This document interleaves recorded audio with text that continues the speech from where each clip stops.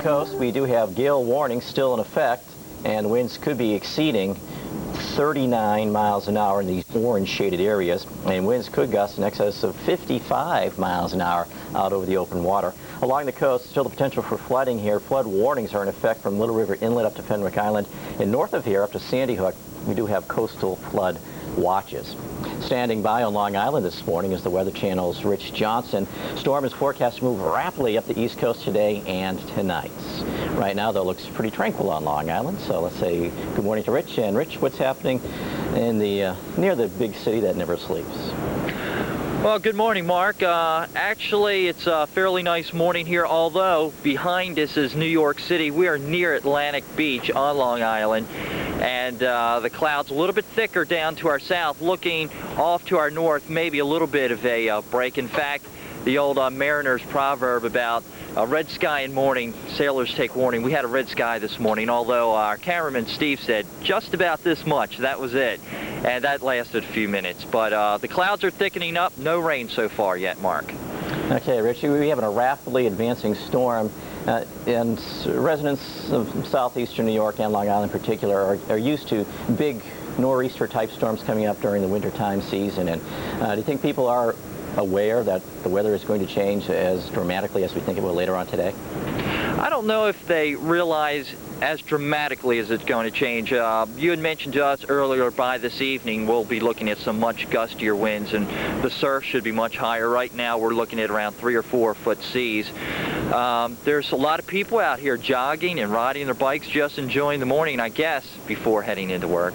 Yeah, you might as well take advantage of the good weather while it lasts. And I'm sure things will change during this afternoon. Rain's not too far away, Rich, and we'll show you that on the radars in just a moment. So we'll talk to you later on. Thanks a lot. Okay, thanks. Okay, so that's the scene on Long Island. Things are pretty quiet right now, but let's take a look at our satellite picture and show you what's happening down the coast. And you can see the clouds are rapidly advancing up from the south here.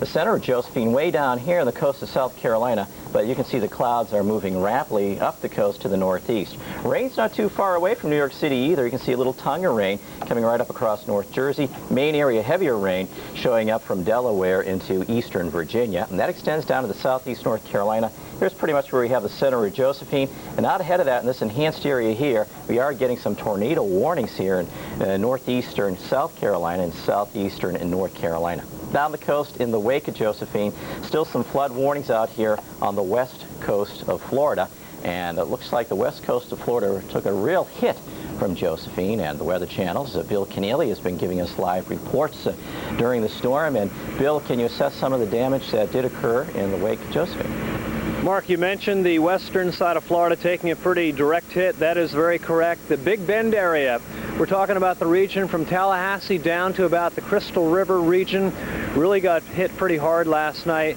Taylor County, Dixie County, the county that we're in, and the counties below us, Levy and Citrus County, very hard hit. We've had reports now out of Steinhatchee, which is just to our northwest by about 25 or 30 miles, of damage rivaling what occurred back in the March 1993 storm. Reports of possibilities now of a 9 to 10 foot storm surge in the area. Mark, I want to show some video that was shot last night. This video shot about 9 o'clock last night. And remember now, when this video was shot, the tide was still coming in.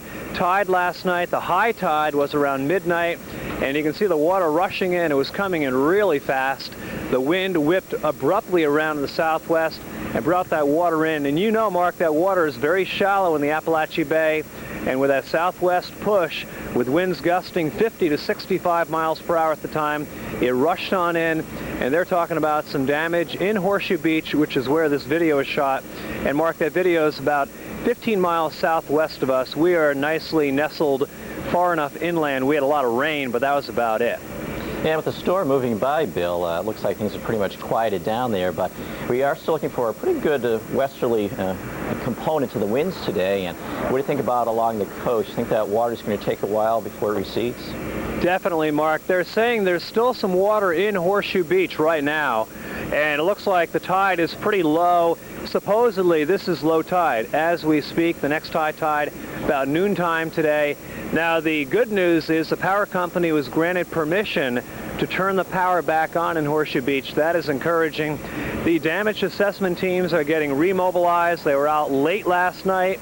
They'll be down there. It's the 7 o'clock hour now. It's still pretty dark, and we are looking at some lighter skies to our east, and hopefully we're going to get down there. We're going to try to head down there and get an escort down about 15 miles to our southwest later on this morning and report live from there. Okay, well, thanks a lot, Bill, and be careful if you do head your way down to the coast. Will do. We'll talk to you a little bit later on. Well, tropical storms certainly have a lot of bag of tricks up their sleeves, and not only do we have problems on the coast, but in North Florida, very heavy rains. Let's take a look at the Doppler radar estimates of precipitation in the past 24 hours. And I'm giving you the legend down here at the bottom here. This orange shade is about 4 inches, and this darker red is 6 to 8 inches. And take a look at North Florida here. You're going to see a lot of oranges and reds, so anywhere from about 4 to 8 inches of rain in North Florida. We had reports of extensive street flooding. And now up the coast, you can start to see the darker greens and some yellow, so we're getting 2 to 4 inch type rains as our tropical system moves on up. In North Florida, where Bill is up and through here, things are pretty quiet, but down the peninsula, we do see a band of intense thunderstorms. Tornado watches have been issued by the Storms Prediction Center across the peninsula of Florida here. It could be a rough day with these thunderstorms producing high winds.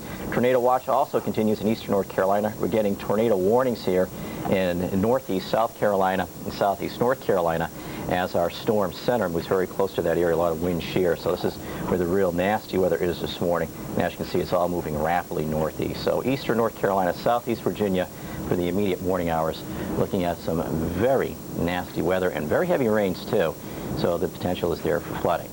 As the storm, though, moves its way up the east coast, though, it's been fairly dry recently, so we're not looking for widespread flash flooding, but there will be a lot of street flooding, and low-lying areas will have some problems, and things will change rapidly as the storm will be moving at about 35 miles an hour or so up the east coast. So it's going to be charging up the coast, and that means conditions will be changing rapidly, and by tonight and early tomorrow morning, we could be looking at some very high winds in southeast New England. So those of you coastal Rhode Island, southeast Massachusetts, be prepared for winds that could be getting up to as high or maybe even a little bit higher than 50 miles an hour. So that's the latest on Josephine. Stay with us here at the top and the bottom of the hour for updates. And of course, we have our tropical updates at 50 past the hours as well. Now let's throw it to a break.